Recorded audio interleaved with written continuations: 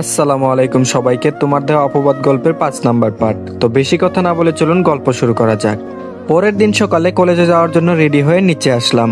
তার কিছুক্ষণ পর অনন্যা আসলো। আমি তার দিকে তাকিয়ে অবাক, কারণ তাকে আজকে অনেক সুন্দর লাগছে। কারণ আমি তাকে শাড়ি পরতে দেখিনি কখনো। আজ একটা নীল শাড়ি পরেছে, সাথে হালকা সাজ। অনন্যা আমার সামনে এসে চুড়ি বাজালো। তখন আমার ধ্যান ফিরলো। আমি কিছুটা লজ্জা ফিল করলাম। আমি বললাম, আজকে এত সাজ কি কারণে? অনন্যা বলল, হি হি, পরে জানতে পারবে। আমি আর অনন্যা বাসা থেকে বের হয়ে একটা রিক্সা নিয়ে কলেজে চলে আসলাম। আমরা সবাই আড্ডা দিচ্ছিলাম। কিছুক্ষণ পরেই রেজাল্ট বের হবে। তো কিছুক্ষণ পরে রেজাল্ট দিল। আমাদের সবার ভালো রেজাল্টই হলো। যদিও আমি প্রথম হয়েছি আর অনন্যা দ্বিতীয়, আর বাকি যে কয়জন ছিল সবার রেজাল্ট টপ 20 এর মধ্যে। আর কিছুক্ষণ আড্ডা দিয়ে কলেজ থেকে বের হলাম, আর যে যার গন্তব্যে রওনা হলো। তখন অনন্যা বলল, চলো আজকে এক জায়গায় ঘুরতে যাব। আমি বললাম, কোথায় যাবে? অনন্যা বলল, গেলেই বুঝতে পারবে। আমি বললাম, আচ্ছা ঠিক আছে চলো। পরে একটা রিক্সা নিয়ে অনন্যার কথা মতো একটা জায়গায় গেলাম, আর তা ছিল পার্ক। আমি বললাম, তা তুমি আমাকে এখানে নিয়ে আসলে কেন? অনন্যা বলল, চলো ভিতরে। আমি ভিতরে গেলাম। কিছুক্ষণ কথা বলে অনন্যা বলল, আচ্ছা তোমাকে একটা কথা বলি, কিছু মনে করো না। আমি বললাম, হুম বলো, কি বলবে? অনন্যা বলল, জানি না তোমাকে কেন আমার এত ভালো লাগে। তুমি কি দিবে তোমার হাতটা ধরতে? প্রমিস, ছেড়ে যাব না কখনো। আমি সত্যি তোমাকে ভালোবেসে ফেলেছি। পারবে কি আমাকে তোমার জীবন সঙ্গী করতে? I love you so much. Ananya এক নিঃশ্বাসে কথাগুলো বলল। আমি ওর দিকে তাকিয়ে থাকলাম। আমি ওর দিকে অনেক দুর্বল। কিছুক্ষণ চুপ থেকে আমি বললাম, আমাকে একটু ভাবতে দাও। অনন্যা বলল, আমি তোমার জন্য সারা জীবন ওয়েট করতে পারবো। এটা বলে হাঁটতে শুরু করলাম। অনন্যা আমার সাথে ছিল। আমি ওর সাথে যতটা সম্ভব স্বাভাবিক আচরণ করলাম, যদিও আমি আগেই বুঝতে পেরেছিলাম সে কিছু একটা করবে। তারপর একই রিক্সাতে আবার বাসায় চলে আসলাম। সেদিনের মতো দিনটা ভালোই কাটলো। রাতে আমি একটা চিঠি লিখলাম। এদিকে আঙ্কেল মনে মনে বলে, আমি একজন বিশ্বাসী লোক পেয়েছি, তার সাথেই আমি অনন্যার বিবাহ দিব। একদম আমার মনের মতো ছেলেটা। পরের দিন সকালে অনন্যা তাড়াতাড়ি ঘুম থেকে উঠে পড়ে, আর আমার রুমের দিকে এসে দেখে রুমে হালকা চাপানো, ভিতর দিয়ে লক করা ছিল না। কৌতূহলবশত সে রুমে প্রবেশ করলো।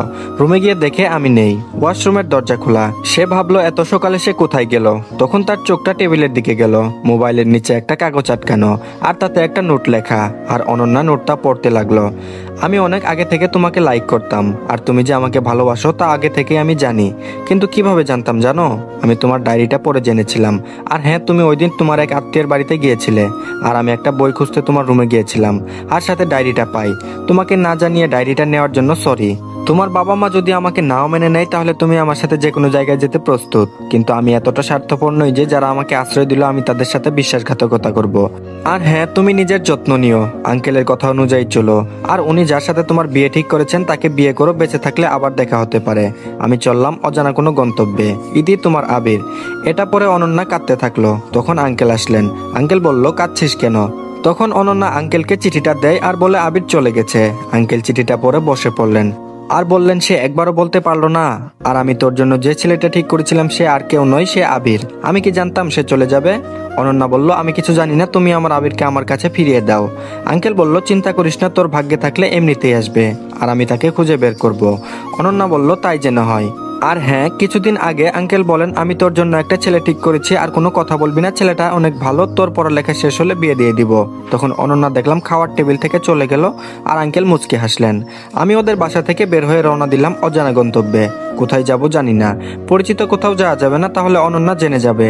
এইসব কথা ভাবছিলাম আর হাঁটতেছিলাম। তখন একজনের সাথে ধাক্কা খেলাম, আর আমি তার দিকে তাকিয়ে আছি। ছেলেটা বলল, আজব তো, দেখে চলতে পারেন না? আমি কিছু বললাম না। তখন ছেলেটিকে আমার দিকে তাকিয়ে আবার বলল, ভাই আপনি? আমি বললাম, হুম।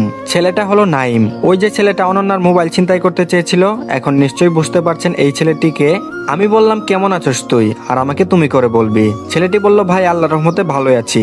আর তুমি যে টাকা দিয়েছিলে তা দিয়ে কতদিন ওই কাজ করে এখন 2টা দোকান দিয়েছি, আর দোকানে 2জন কর্মচারী আছে। তবে আমিও মাঝে মাঝে যাই। আর এখানে আমি আর মা মোটামুটি একটা বড় বাড়ি নিয়ে থাকি। তা তুমি কেমন আছো? আমি বললাম, আছি কোনো রকম। আচ্ছা, একটা থাকার জায়গা জোগাড় করে দিতে পারবি? আর কোনো একটা কাজ খুঁজে নিব। আমি বাড়ি থেকে চলে এসেছি তা তাকে বলেছি, আর কি কারণে এসেছি তা বলিনি। নাইম বলল, অন্য কোথাও যাওয়া লাগবে না, আমাদের সাথে থাকবে। 3 রুমের একটা ফ্ল্যাট খালি পড়ে থাকে। তোমার অবশ্যই কোনো চাকরি হয়ে যাবে। আর মাকে তোমার কথা বলেছিলাম, মা তোমাকে দেখতে চেয়েছেন। আমি বললাম, চল। নাইম এখানে কোনো একটা কাজে এসেছিল আর তার সাথে দেখা হবে আমি ভাবতে পারিনি। আমি আর নাইম চলে আসলাম তাদের বাসায়। এই বাসাটা অনন্যাদের বাসা থেকে অনেকটু দূরে, রিক্সাতে আসলে প্রায় 1 ঘন্টা লাগবে। এটা শহর, এক বাসা থেকে অন্য বাসার লোকদের চেনা যায় না, আবার এত দূরে তো কখনোই সম্ভব না। আমি রুমে প্রবেশ করলাম। নাইম বলল, মা দেখো কাকে এনেছি। নাইমের মা বলল, কাকে এনেছিস? ওই যে তোমাকে যার কথা বললাম ওই ভাইটা। আন্টি আমাকে আপ্যায়ন করলেন আর নাইম বলল সে বাসা থেকে রাগ করে এসে পড়েছে, তাই আমাদের এখানে থাকবে। নাইমের মা বলল তাতে কোনো সমস্যা নেই, তার যতদিন ইচ্ছা থাকবে, কোনো সমস্যা নেই। আর আমাকে আমার রুম দেখিয়ে দিলেন। দুপুরে খাওয়া দাওয়ার পরে নাইম আমাকে নিয়ে একটা দোকানে গেল, কিছুটা বড় দোকান। ওখান থেকে কয়েকটা প্যান্ট শার্ট নিল আর বলল এটা আমার দোকান। আমি বললাম তাহলে তো অনেক উন্নতি হয়েছে। নাইম বলল সেদিন আপনি আমাকে এই পথ না দেখালে হয়তো পারতাম না। তারপরে বাসায় চলে আসলাম। পরের দিন চাকরি খুঁজতে বের হলাম। আর চাকরির জন্য কাগজপত্র লাগবে, তাই কলেজ থেকে সার্টিফিকেট ও টিসি আনলাম এজন্য যেন অনন্যার সাথে আর দেখা না হয়। চাকরি খুঁজতে খুঁজতে একটা পেলাম। অফিসটা খুব বড় না, মাঝারি, প্রায় 200-300 কর্মচারী রয়েছে।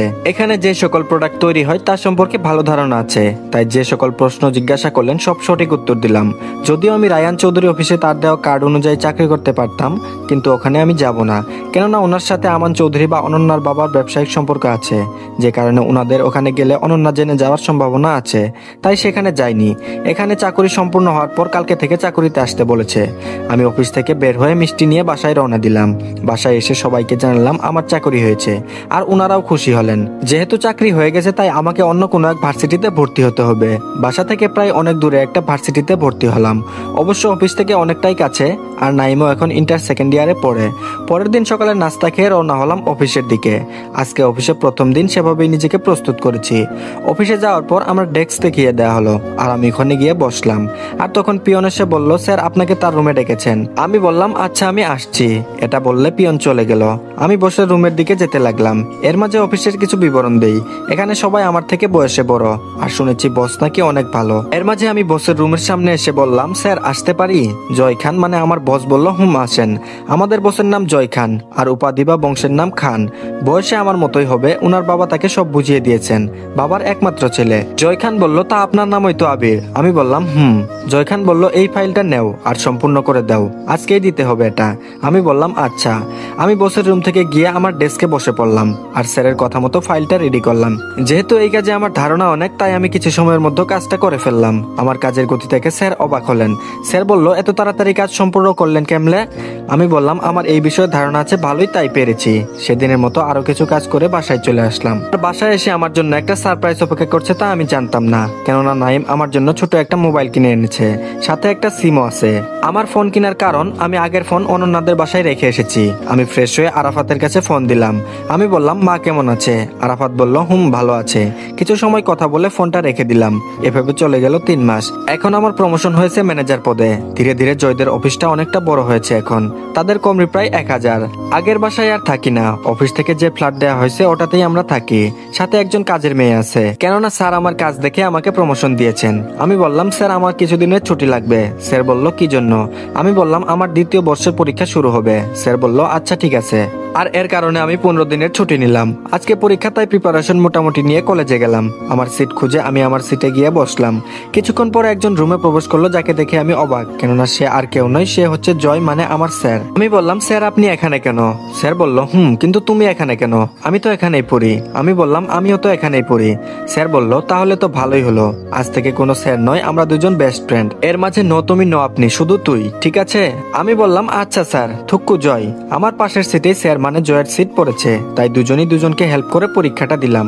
ঠিক মতো পড়তে না পারায় পরীক্ষা এত ভালো হয়নি। তবে যেদিন আমার রেজাল্ট দিল দেখলাম আমি আর জয় দুজনই টপ 20 এর মধ্যে। এভাবে কয়েকটা মাস কেটে যায়। এখন জয় আমার অনেক ভালো বন্ধু। সে যেখানে যায় আমাকে নিয়ে যায়, এমনকি তার বাসায় অনেকবার গিয়েছি। এমনি একদিন অফিসে কাজে এক জায়গায় যেতে হবে, তাই জয়ের সাথে আমাকে নিয়ে গেল। আর যেখানে যাওয়া হলো তা ছিল সিলেট। আমি আর জয় রেডি হয়ে নিজস্ব গাড়ি থাকতেও বাসের টিকিট কাটলাম।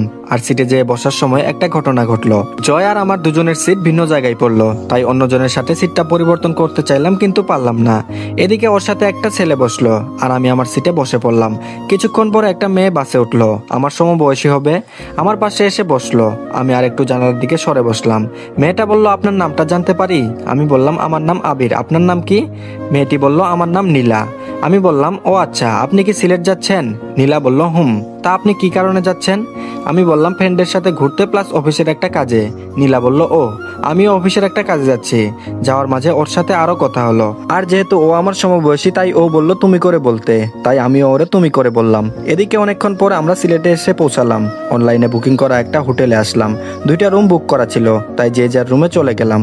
পরের দিন ঠিক করলাম জাফলং ঘুরতে যাব। আর অফিসের কাজটা আরো 2 দিন পরে, তাই আজকে ঘুরতে বের হলাম। ঘুরলাম অনেক আর ছবিও তুললাম, তারপরে বাসায় চলে আসলাম। পরের দিন অফিসের কাজে যেতে হবে। এখানে প্রায় অনেক কোম্পানি রয়েছে, যার মধ্যে যাদের কাজ ভালো হয়েছে তাদের কাজটা দেওয়া হবে। প্রায় 20 কোটি টাকার লেনদেন, তাই ভালো কোম্পানিকে দেওয়া হবে। ওখানে গিয়ে আমি অবাক, কেননা নীলাও ওখানে উপস্থিত। সে এসেছে আরকে কোম্পানি অফ ইনস্টিটিউট থেকে। আর যারা কাজ দিবে তাকে দেখে আমি আরো বেশি অবাক হয়ে গিয়েছি, কেননা তিনি হলেন রায়হান চৌধুরী। দেশে বিদেশে অনেক ওনার ব্রাঞ্চ রয়েছে। কিছুক্ষণ পরে জয়দেব কোম্পানির নাম বলা হলো, কেননা বিগত কয়েক মাসে ভালো পজিশনে চলে এসেছে। যখন ডাক দেওয়া হলো তখন জয় গেল। সব কাগজ বুঝে আসতে আমাকে যেতে বলেছিল, কিন্তু আমি যাইনি, কেননা উনি আমাকে চিনে ফেলতে পারেন এজন্য। আর জয়কে অনেকে কনগ্রাচুলেশন জানালো। জয় আসার পরে নীলা জয়কে কনগ্রাচুলেশন জানালো। আর জয় এসে আমাকে বলল, তুই থাকার কারণে এত দূরে আসতে পেরেছি। আমি জয়ের কথা শুনে চুপ করে থাকলাম। তারপরে আমি আর জয় চলে আসলাম। আর 2 দিন অনেক জায়গায় ঘুরে ঢাকা ব্যাক করলাম। আর যেই প্রজেক্টটা দেওয়া হয়েছিল সেই প্রজেক্টটা সঠিকভাবে সম্পূর্ণ করা হলো কিছুদিনের মধ্যে। জয়দের কোম্পানি আরো ভালো পজিশনে চলে আসলো। এমনি একদিন আমার গাড়িটা কিছুটা সমস্যা হয়, আমি রিক্সা দিয়ে অফিসে যাচ্ছিলাম।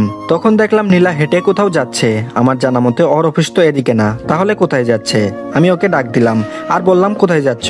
নীলা বলল, আচ্ছা এখানে না একটা কফি শপ ছিল, চলো ওখানে যাই। আমি বললাম ওকে। আমি আর নীলা একটা কফি শপে গেলাম। ওই যা বললো তা শুনে আমার খুব খারাপ লাগলো, কারণ কথাটা হচ্ছে। তো আজকের পার্টটি এই পর্যন্তই। আশা করছি ভালো লেগেছে। তো পরবর্তী পার্টের জন্য অবশ্যই আমাদের চ্যানেলটি সাবস্ক্রাইব করে রাখুন, আর অবশ্যই আমাদের ভিডিওতে একটা লাইক দিবেন। ধন্যবাদ সবাইকে।